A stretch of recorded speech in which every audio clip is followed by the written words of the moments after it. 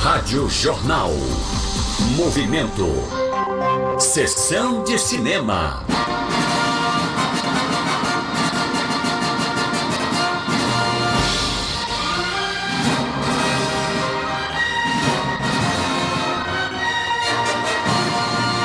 Versão brasileira, Silvana Marcoara. Boa noite, professora Silvana Marcoara. Boa noite, querido Boris. Tudo bom? Tudo bem, tudo certinho. Como passou seu carnaval?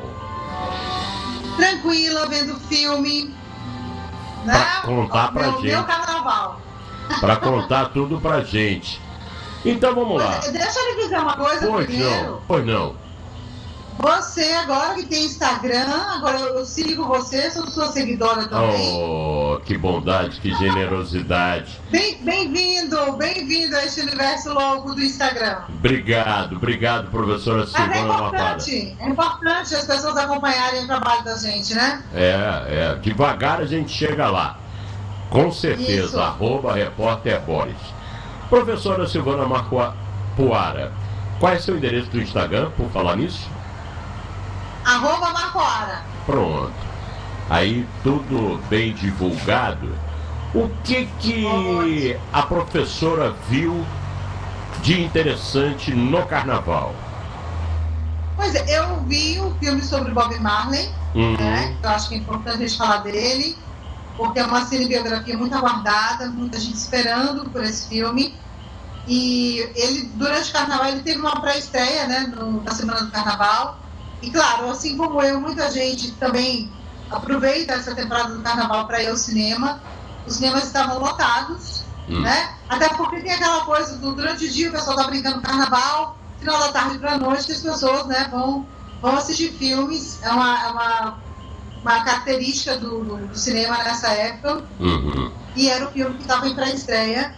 E é muito interessante, assim, não só pela coisa da música, para quem gosta de Bob Marley, mas eu acho que tem um desconhecimento do personagem dele para algumas pessoas, inclusive das gerações mais recentes, né?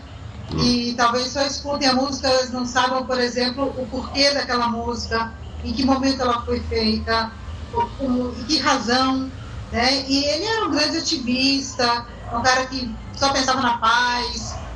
E a gente poder assistir um filme falando sobre a vida dele é sensacional. Então eu queria deixar como dica o filme do Bob Marley. Agora, esses filmes autobiográficos, eu me preocupo muito com quem interpreta. Quem interpretou o Bob Marley foi o Kingsley Ben-Adir, não é verdade? Isso, que é um ator inglês, que na verdade é o único inglês, assim. O elenco é majoritariamente jamaicano. O filme é rodado na Jamaica e isso dá, acho que, um peso diferente para o filme, né? Porque não foi de estúdio, não foi gravado num lugar estranho, é um lugar onde realmente os fatos aconteceram. O ator ser inglês, eu acho que não prejudica, não. Ele mandou bem? Ele mandou bem? Muito bem, muito bem. É um ator muito dedicado, você percebe, ele tira o sotaque inglês e...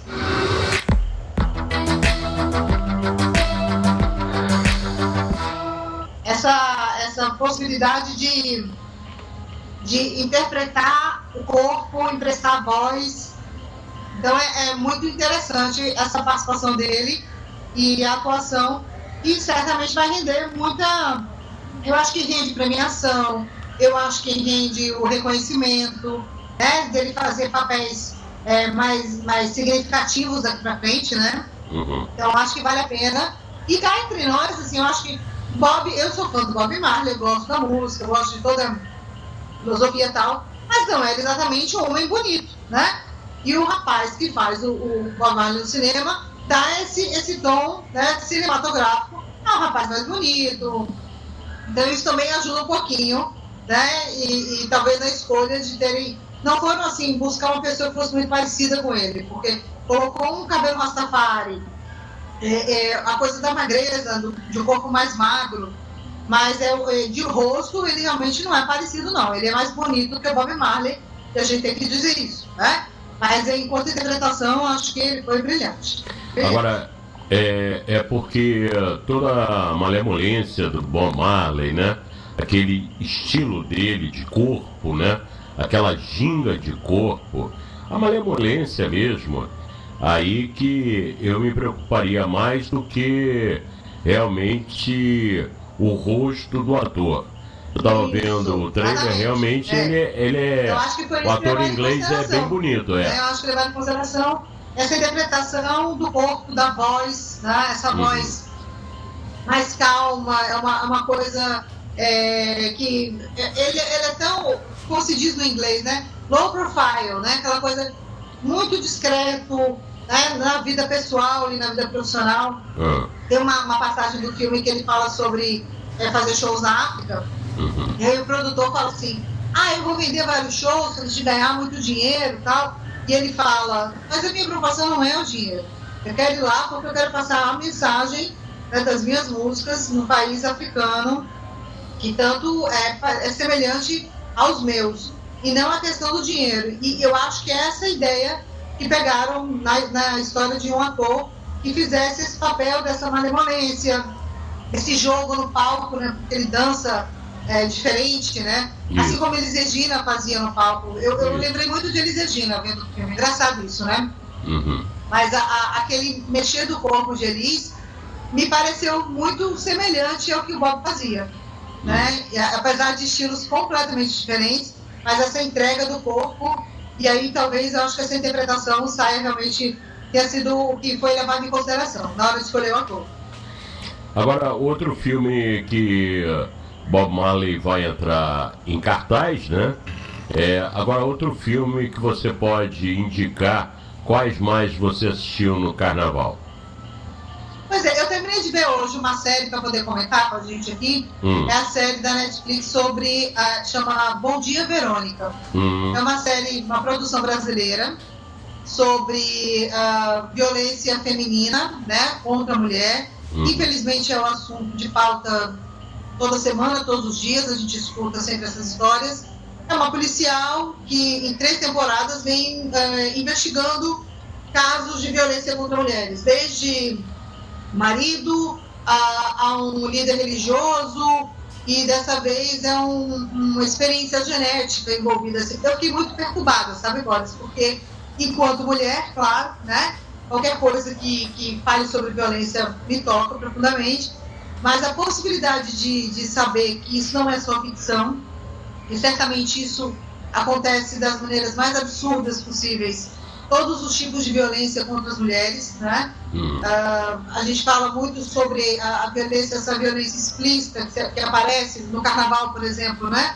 O não é não, o cara que puxa o cabelo, a violência horrorosa do estupro e tal, mas existem violências que acontecem na surdina, digamos assim, em comunidade, dentro de algumas casas, de lugares religiosos, enfim, de tantos lugares que a gente não fica sabendo. E assistir essa série mexe, eu acho que qualquer pessoa, não só as mulheres, claro, mas é importante que a gente assista até para a gente ficar em alerta. Então chama Bom Dia, Verônica. É a Taina Miller, que é uma atriz espetacular.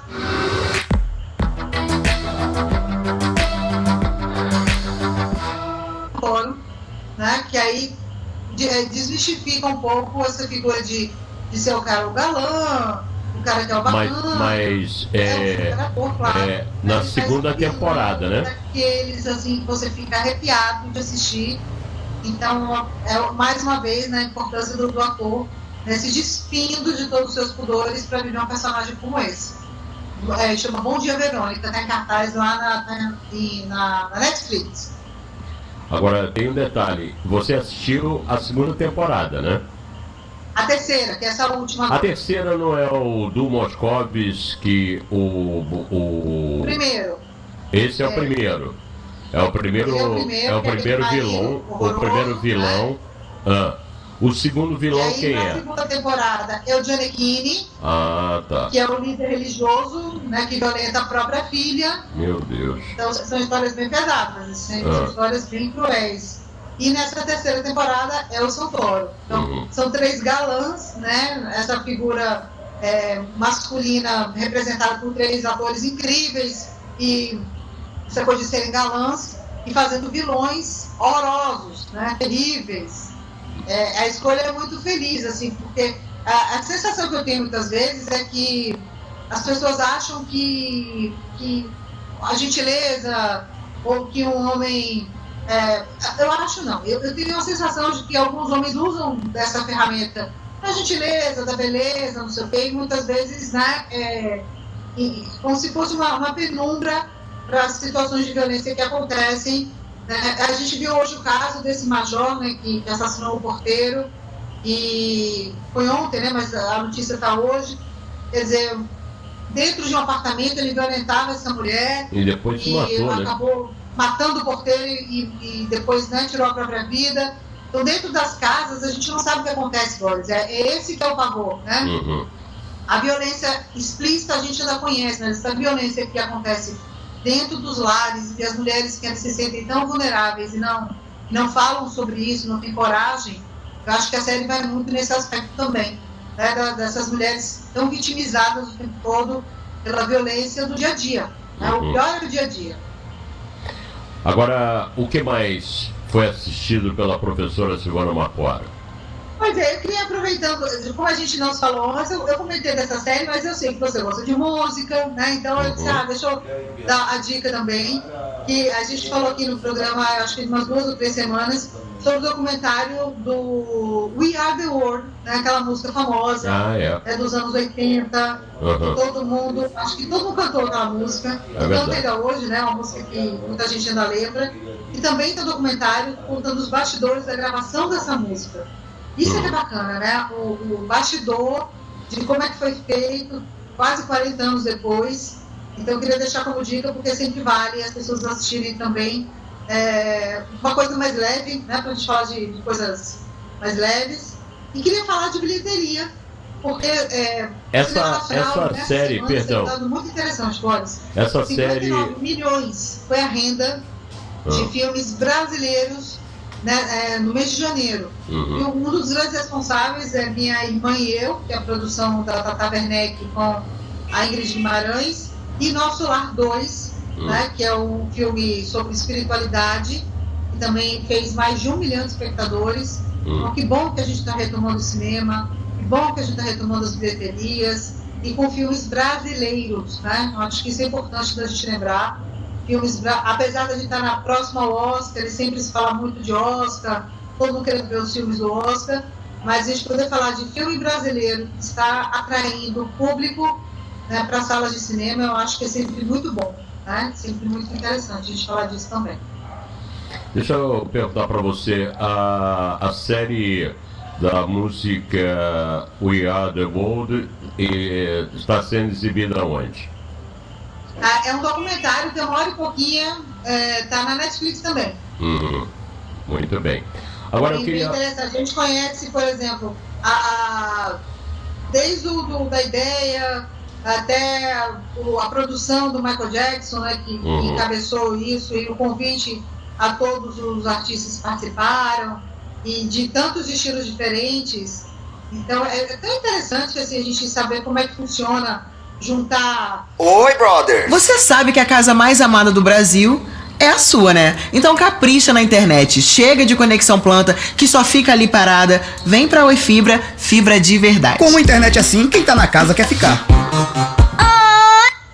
Vê pronto um filme, você vê pronto uma música, ninguém sabe o trabalhão que dá pra fazer isso, né?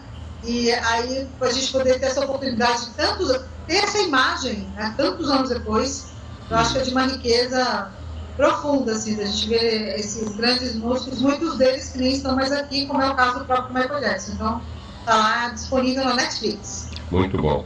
Bom, antes de falar do Oscar, que a gente terminará o nosso papo com o Oscar, mas as dicas de cinema para que estão chegando nas telonas.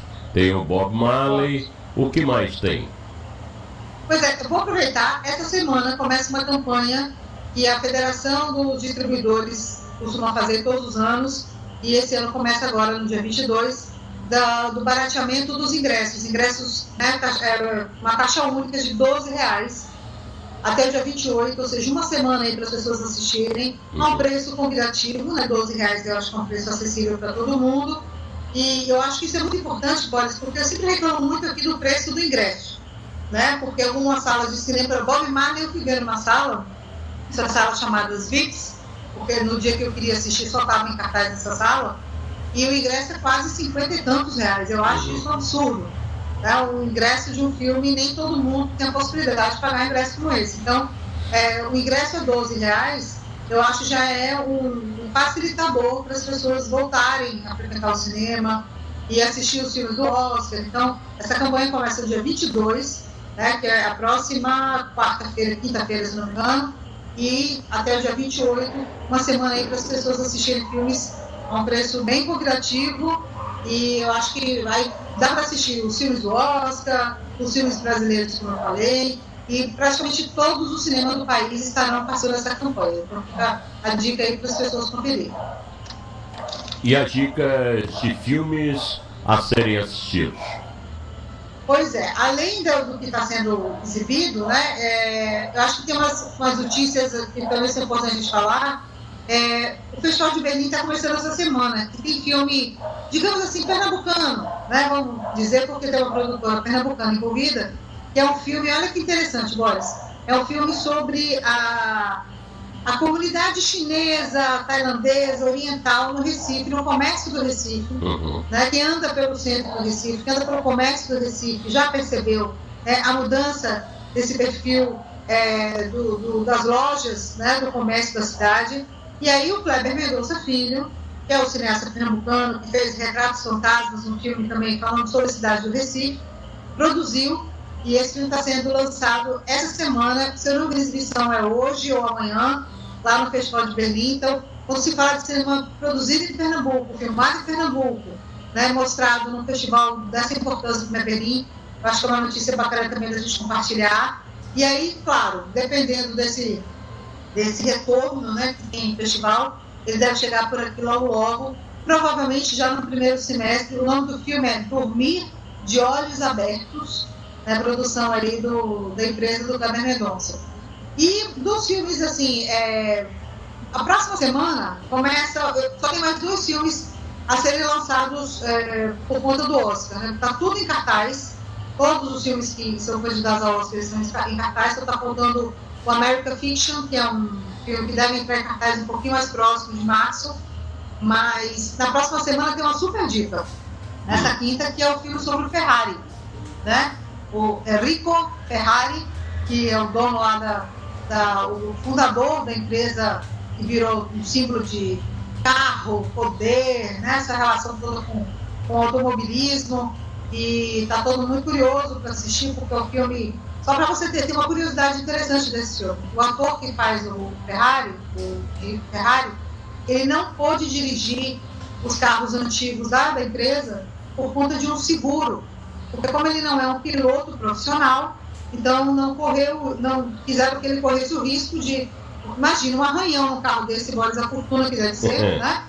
Uma batida qualquer deve ser uma fortuna. Então o próprio ator teve que usar dublês que são capacitados e tem uma carteira específica lá para poder dirigir. Team City by JetBrains. Continuous integration for your next big thing. Learn more at teamcity.com. E por conta dessa, eu acho que talvez seja o carro mais famoso, né? Que se fale, todo mundo fala muito da Ferrari, né, as corridas. Então, para a gente conhecer um pouco da história, esses bastidores que eu falei antes, vem aí o filme sobre ele já na próxima quinta-feira. É a grande estreia dessa próxima semana.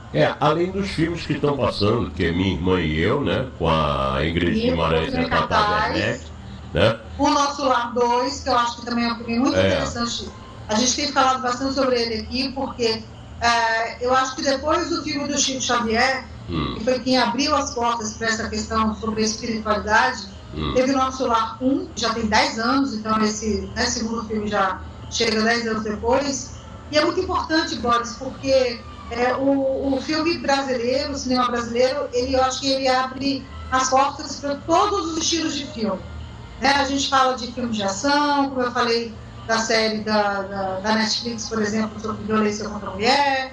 A gente tem os filmes de comédia, os famosos filmes de comédia, como o Paulo Gustavo, né, fez muito bem e trouxe muita gente até o cinema. Mas os filmes sobre as questões religiosas, a gente também precisa estar sempre muito atento. O Nosso Lar 2 é um filme muito delicado, né? É um filme muito bonito, né? Muito bem produzido.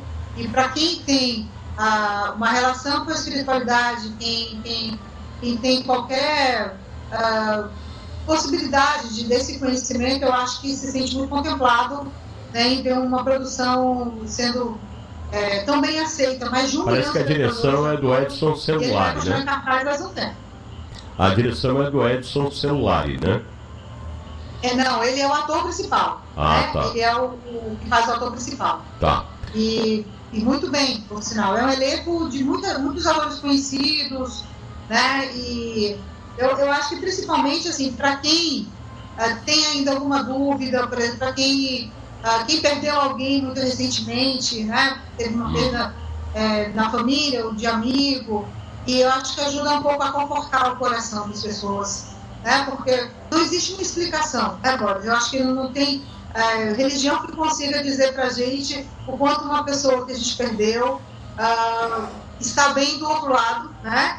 A gente sente falta da presença física das pessoas, mas um filme que conforta, que fala um pouco sobre exatamente esse outro lado, né? Depois desse momento aqui na Terra, é muito confortante, assim. Eu digo isso porque eu passei por isso recentemente. Mas em uma produção com muito cuidado, muito respeito, né? Sem ser uma coisa só preocupada com a ficção, né? Ele está preocupado em contar a história, seguindo todos os preceitos, né, da espiritualidade. Então, claro que muita gente questiona a religião, talvez não tenha interesse, mas eu acho que a gente tem que ser muito aberto a essas possibilidades todas. Então, 1 milhão de espectadores, eu acho que prova que tem muita gente interessada em ter esse conhecimento também. Então, claro, vai continuar em cartaz certamente durante mais algum tempo aí, Nosso Lar 2, claro, né, que é a grande estreia. E agora falando do Oscar, quem são os favoritos? Quem é o favorito? A peça do Oscar era agora em março, Nossa, né? Nossa senhora, ele vai perguntar do Oscar. A gente ainda está um pouquinho, tem umas semanas aí, eu ainda não vi todos os filmes, tá. Ainda está faltando esse que não estreou, né, que é o American Fiction, e o que está estreando essa semana, eu não assisti ainda, porque exatamente por isso eu não tenho muita informação dele, mas porque é um assunto que a mim também incomoda um pouco. Eu acho que todo ano tem um filme falando sobre a Segunda Guerra, sobre o nazismo, sobre esse momento horroroso da história. Eu não consigo, de fato, assim, passar por qualquer filme dessa época impune, né, sem achar o quanto foi uma época horrorosa e que ainda tem tanto resquício. E o filme se chama Zona de Interesse. Ele está estreando essa semana. Eu confesso a você que eu estou resistindo para assistir, porque a história é o seguinte: é uma família que mora numa casa muito confortável, com um belíssimo jardim, maravilhoso e tal.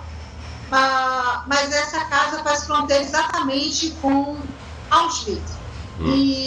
Só que a família não sabe, né, que do outro lado do muro tem esse horror de um campo de concentração. E, claro, até que, né, provavelmente, isso é descoberto.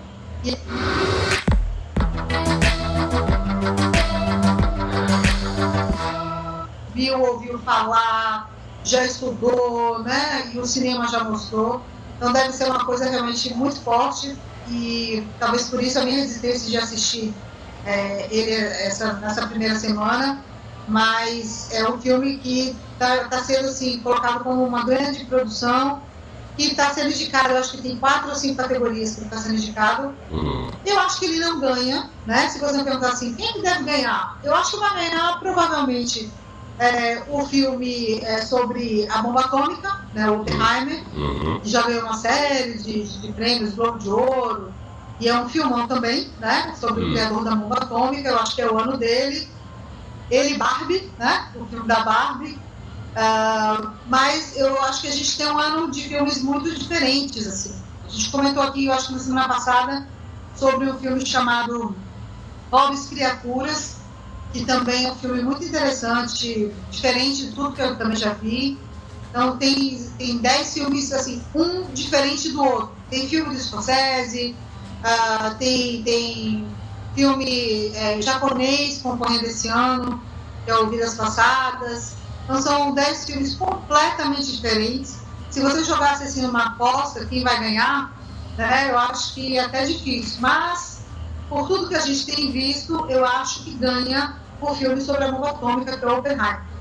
É um filmão. A festa do Oscar é em março, né? 10 de março. 10 de março. Ainda tem tempo, você vai ainda discutir muito com o Marcelo essa questão tem muita coisa acontecendo ainda, assim, eu acho que o público mexe muito até com quem julga, né? Eu acho que os jogadores, digamos assim, eles só vão entregar as suas fichas, só vão dizer os seus escolhidos mais próximos, não tem nada definido ainda. Então eu acho que normalmente se assiste mais de uma vez os filmes, né, para poder exatamente fazer uma escolha mais acertada, mais assertiva. Então a gente ainda tem um tempinho e tem esse último filme aí que vai entrar em cartaz nas próximas semanas, mas tem muita gente ainda para assistir. E essa semana desse cinema mais barato vai ser bom para isso, né? Para quem não conseguiu ver os ainda, assistir os 10 candidatos principais aí. Muito bem. Silvana Marpuara, minha querida, eu te agradeço muito por você ter participado comigo na noite deste sábado ao vivo aqui, falando das novidades. Falar com você, Boris, um grande abraço. Outro para você. Até a próxima, né? Até a próxima, querida. E sexta-feira você com Marcelo Araújo. Tá joia, um grande abraço, viu? Beijo para você, obrigado. Esta professora Silvana Marpuara falando da sessão de cinema. 9h23.